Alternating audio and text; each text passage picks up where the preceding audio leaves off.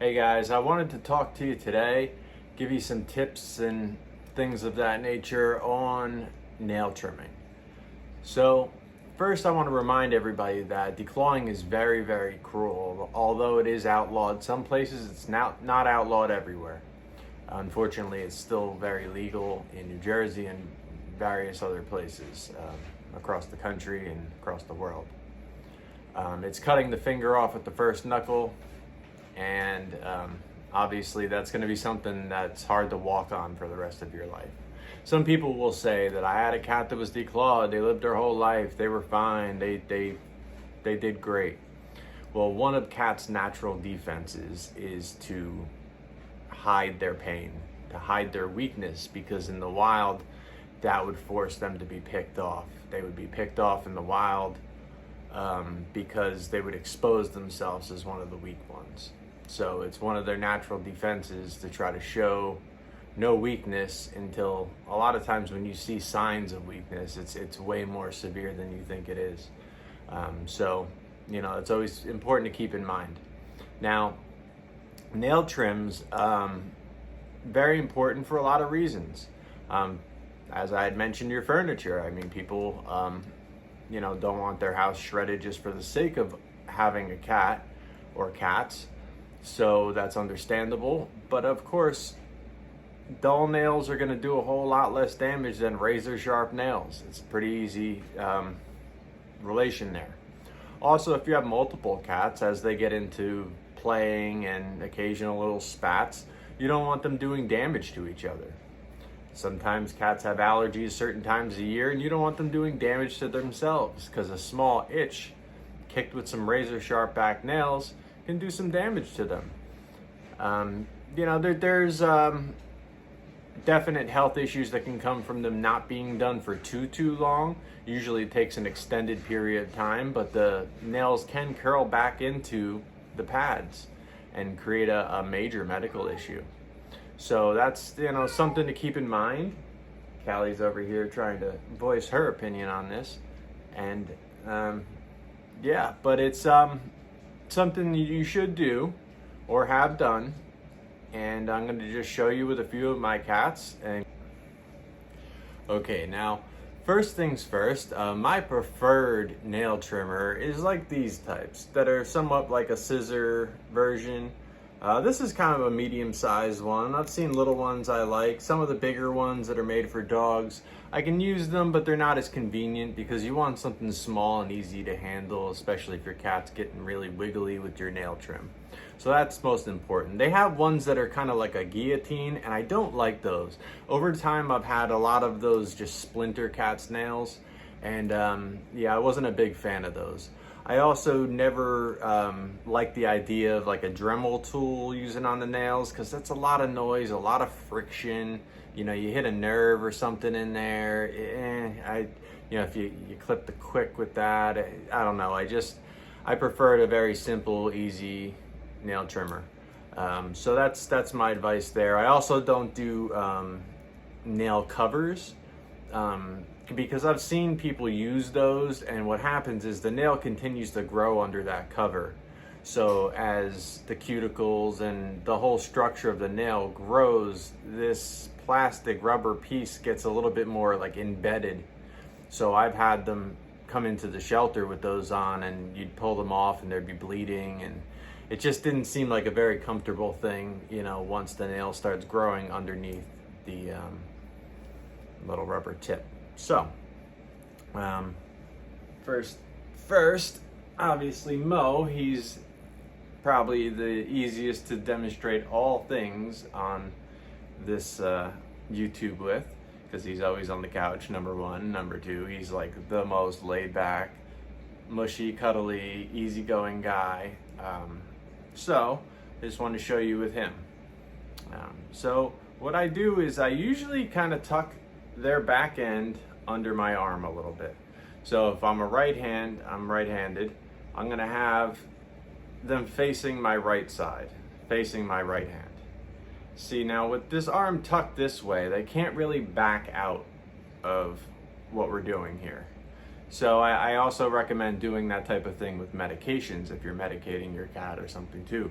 we'll do a future video on medications.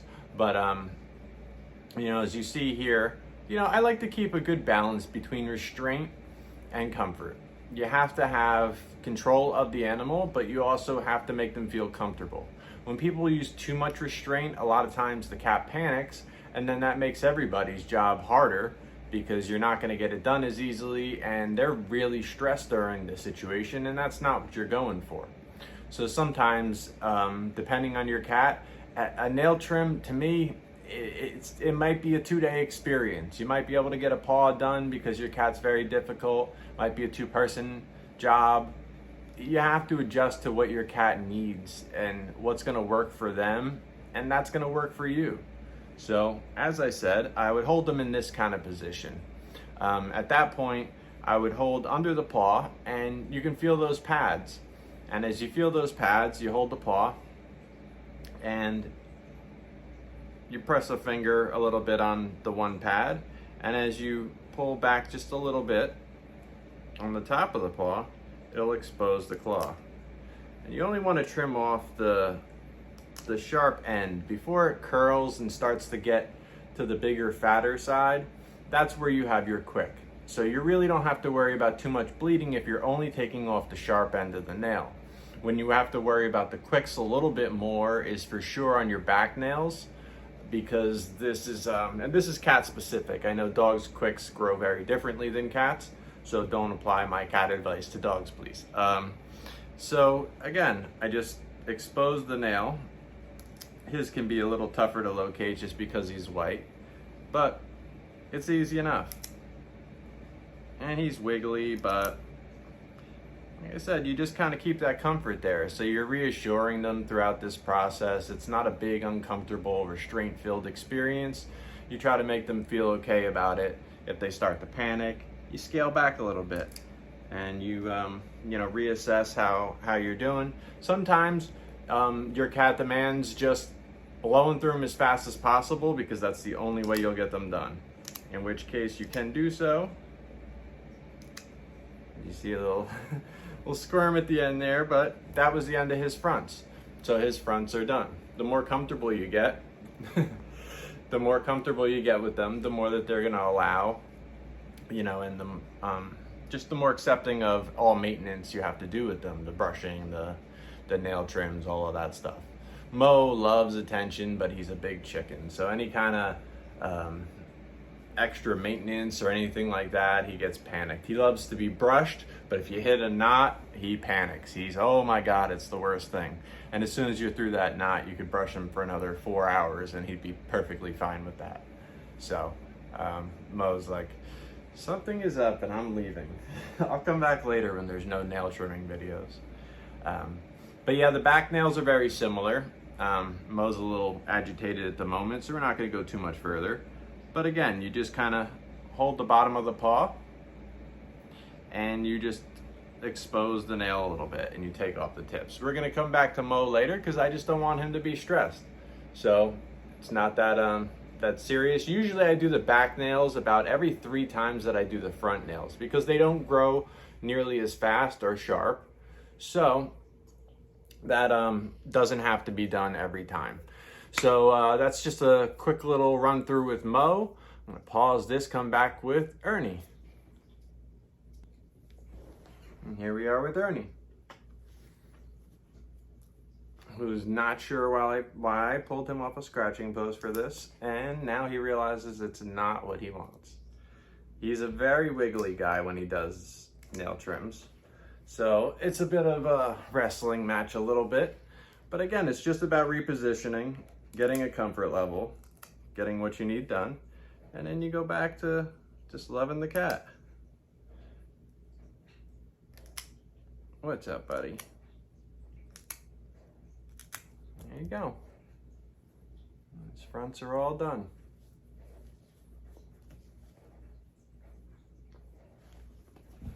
See, can be quick and simple. I'll show you Leo next, who sometimes can be very difficult because he's a bit of a biter. Always has been.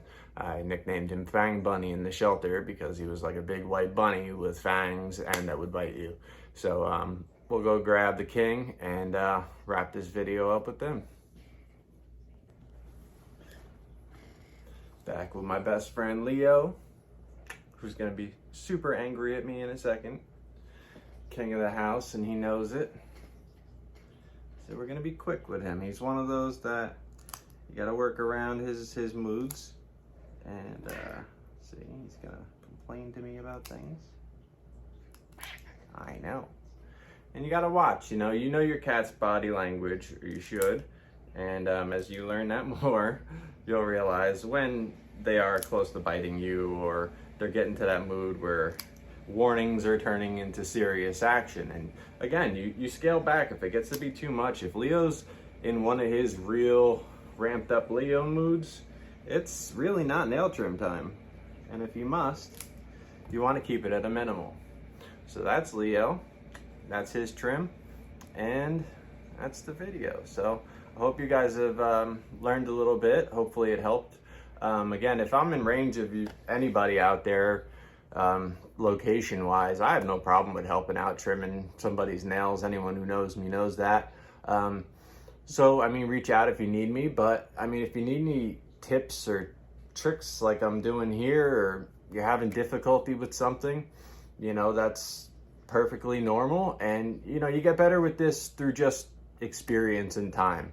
And the more you try, the more you apply yourself, I mean, you'll learn this. And your cat's temperaments and comfort zones better than anyone. When you have to take your cat for a nail trim, it's very stressful because you're bringing them to another environment. A lot of times it's very costly, and your chances of like a complete success without stressing the cat, I've seen people bring their cats for a nail trim and it sent them on the whole downward spiral of not eating, and now they're back with vet visits just to get them on appetite stimulants to work. There's a lot to it. So really the best bet is to get your cat's nails trimmed within your comfort zone, within their comfort zone, which means your home. And who better to do it than you? But again, if you're not comfortable with it, reach out to somebody, get somebody to stop by, trim your cat's nails. It'll make a big difference. And them keeping their nails is a very important part of cats' lives. So that's, I think, everything I got to throw in there. Hope everybody enjoyed that, and I'll see you later.